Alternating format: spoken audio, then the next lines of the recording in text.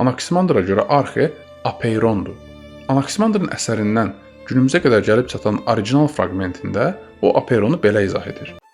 Var olan şeylərin prinsipi apeirondur. Şeylər ondan meydana gələr və yenə məcburi olaraq onda yox olarlar. Çünki onlar zamanın sırasına uyğun olaraq bir-birlərinə qarşı törətdiyi haqsızlıqların cəzasını çəkirlər. Aristotel Anaximandrın birinci mənanı, yəni apeiron deyərkən sonsuz olduğunu demək istədiyi görüşündədir. Kainat ziddiyyətlərdən meydana gəlibdir. Çünki var olan şeylər bir-birlərinə qarşı davamlı ədalətsizlik eləyirlər. Bir-birinə zidd olan şeylər sırayla kainata hökm edirlər və sonda da apeironda yox olurlar. Demək ki, yox olmadan sonra apeirondan başqa bir maddə və ya varlıq meydana gəlməlidir. Hansı ki, sonda yenə yox olacaq və yerini başqa bir varlığa buraxacaq. Ona görə də bu varlıqların çıxdığı şey, yəni apeiron, sonsuz bir şey olmalıdır ki, tükənmədən yeni varlıqlar yarada bilsin. İndi isə apeironun ikinci mənasını təhlil edək.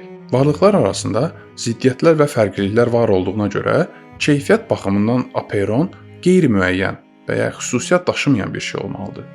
Çünki hər şeyin ilk maddəsi Falesin dediyi kimi müəyyən bir şey olsaydı, onda onun əksi bu müəyyən varlıqdan çıxa bilməzdi.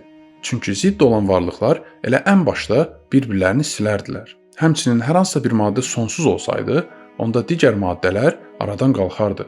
Bütün maddələr və ya elementlər isə sırayla yox olduqları üçün apeiron bunlardan keyfiyyət baxımından fərqlənməli idi. Ona görə də apeiron müəyyən xüsusiyyəti olmayan bir şey, yəni qeyri-müəyyən olmalıdır.